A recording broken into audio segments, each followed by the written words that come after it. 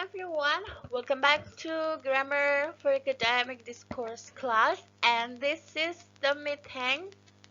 I'm going to explain about the introduction or the basic or an overview theory of grammar for academic discourse.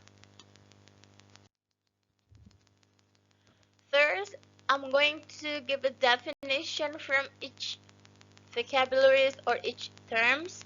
The first one is grammar. So the definition of grammar, I believe the students are questioning what grammar is. Grammar itu apa ya kira-kira? Hubungannya dengan apa sih grammar itu? So grammar is about the whole system and structure of language, or a language in general. So it focuses on structure, jadi susunan bahasa or tata bahasa.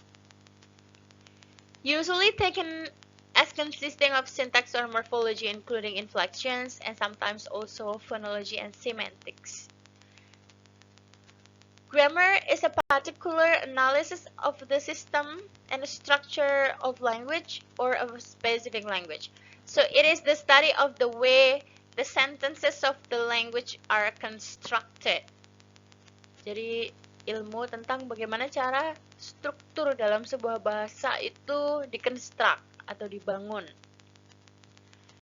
That's a definition of grammar. So grammar refers to structure, struktur sebuah bahasa. The second definition goes to the word academic. Academic is something related to education for the professional setting. So it is something related to formal area. That's academic. It is designed toward an educational and diverse from everyday settings. So when you talk about grammar for academic means grammar or structure of sentence in a formal area for educational purpose. That's academic. The next definition is discourse. What is discourse? So discourse is a noun. It refers to continuous piece of both spoken or written language.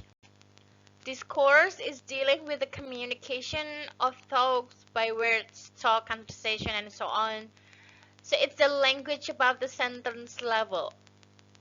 It's the language above the sentence or above the clause. Jadi discourse itu luarannya, konteksnya dari sebuah bahasa. That's a discourse. Meaning context. That's a discourse. And this is the definition of grammar for academic discourse. So when we talk about grammar for academic discourse, it refers to the structure, academic discourse. Academic discourse refers to all kinds of language used and produced in academic setting. Yeah, so we learn, the students and I will together learn to analyze the structure, mempelajari struktur sebuah bahasa yang ditinjau dari kepentingan academic atau di area formal. That's academic discourse. Konteksnya konteks formal, konteks profesional, konteks pendidikan, for example. Jadi di dalam kelas grammar for academic discourse itu kira-kira yang dianalisis grammar yang seperti apa? Ya. So, when we talk about analysis, analysis refers to points yaitu untuk menganalisis structure atau pattern of a language, and also you analyze the context meaning. Jadi kalau di dalam kelas grammar for academic discourse itu yang dianalisis is not only about the structure, tidak hanya you find the error of a sentence dari yang grammarnya salah kira-kira mana ya dalam kalimat itu. Tidak hanya strukturnya yang dianalisis, but also the context meaning. Meaningnya, is the meaning correct? Does the meaning make sense? Seperti itu. I will give you an example. For example, I have a sentence. The sentence is, I swim in the river. Structure patternnya kira-kira grammarnya masuk ke tenses apa? I is the subject, swim is the verb or present form. In the river is a verb of place. It belongs to present form or a simple present. So is the structure correct? Kira-kira benar nggak kalau simple present itu memakai kata kerja bentuk ke satu? That's correct. So the sentence is correct. But because in grammar for academic discourse, you do not only analyze the structure, but also the context meaning. You need to see or you need to understand the meaning. Is the meaning correct? Does the meaning make sense? Context meaning, saya berenang di sungai. Is the river a place for swimming? Apakah sungai itu tempat untuk berenang? Absolutely no. So the context meaning is incorrect. Jadi kalau grammarnya betul, itu belum tentu meaningnya betul. That's your work to analyze a sentence not only on the structure but also the meaning. Itu jadi analisisnya tidak hanya kalimatnya, susunannya betul atau salah, tensesnya betul atau salah, tetapi juga konteks meaningnya. Jadi di kalimat saya, I swim in the river, is the sentence correct? No. The sentence is grammatically correct, but secara meaning salah. That's why the sentence is wrong. Hopefully you got the point.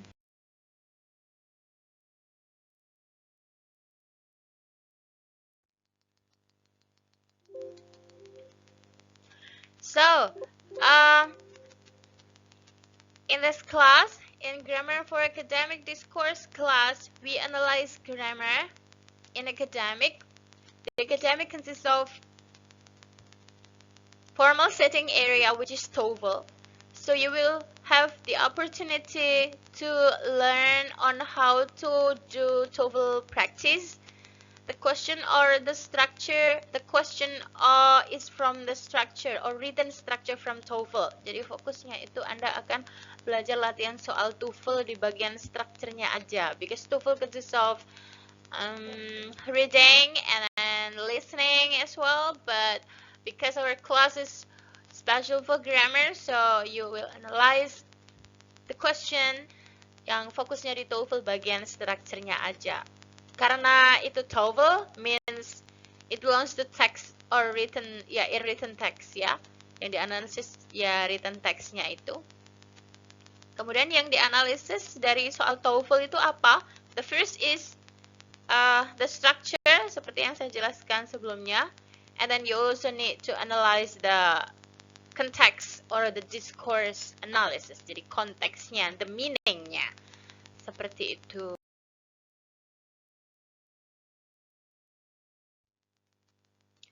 So then how to analyze the grammar? When you analyze grammar, first you need to understand the theory of grammar. So to state whether the sentence is correct or not, you need to understand the theory. If you do not understand the theory, then you cannot decide whether the sentence is correct or wrong. If you cannot decide, you cannot make a decision, then you cannot make it correct if the sentence is incorrect. Jadi kalau Anda mau menganalisis sebuah kalimat, kira-kira kalimat ini salah apa betul ya, maka Anda harus tahu teori dasarnya dulu. Ya kalau nggak tahu gimana bisa menganalisis gitu ya. So from the theory of grammar, you need also to analyze the meaning as well. Jadi Anda harus tahu konteksnya. For the theory of grammar, you need to understand the language use, which is the structure. You need to understand the context if it deals with the meaning. And we're going to learn this together during this semester, yeah. So to state whether the sentence is correct or wrong, untuk bisa melihat apakah kalimat itu salah atau benar, there are a lot of theories or strategies or tips that you can do based on your sensitivity. But first, I suggest that you need to analyze whether the sentence belongs to active or passive. Dilihat dulu kalimatnya aktif atau pasif from the meaning and also the structure as well. Jadi kalau untuk grammar for academic discourse discourse, meaning itu tidak boleh ditinggal. It should be go beyond together. It should go together with the structure. Kemudian setelah itu, when you decide whether the sentence belongs to active or passive, and then you analyze the kind of the structure, tensesnya, is it conditional sentence, is it tenses, marker, etc. So this is the example. The sentence is, George and Kat, blah blah blah, in England last summer. Last summer means it was done. It happened last, ya, sudah terjadi. Kalau sudah terjadi, we analyze whether the sentence active or passive. Dari pilihannya dulu, there are 5 options. Studied mean belajar, ya. George and Kat belajar in England, or George and Kat dipelajari in England. It should be belajar, right? Belajar means active or passive? Active, right? So number 1, George and Kat pilih yang aktif. In England last summer. And last summer itu karena sudah terjadi, maka tensesnya dikategorikan sebagai past form. Simple past. And kalau simple past pakainya kata kerja bentuk kedua. That's a study. Jadi you analyze kalau yang pasif, kemudian salah kan jadi. Kalau yang active sentence pakai past forms, berarti rumusnya yang mana? Studied, or was studying, or are studying, or have studied. So the answer is studied. So George and Kat studied English in England last summer. Yeah. So you need to understand the passive or the active sentence first before analyzing the context. Don't forget to analyze the context meaning. Jadi meaningnya jangan ditinggal. Kalau meaning ditinggal, it can make a different perception. Kalau persepsi Anda belum jelas, there is a possibility for you to answer incorrect. So you need to be careful.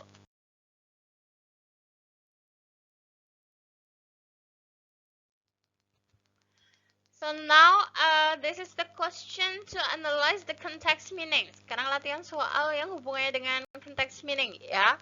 So when to answer the question, you need to analyze the meaning. Jadi meaningnya tidak boleh ditinggal. If you see the options itu adalah conjunction. So to state or to choose the best answer of conjunction, Anda harus tahu meaningnya dulu. So the question is, the children are watching TV right now. Sekarang lagi nonton TV, blah blah blah. They have done the work.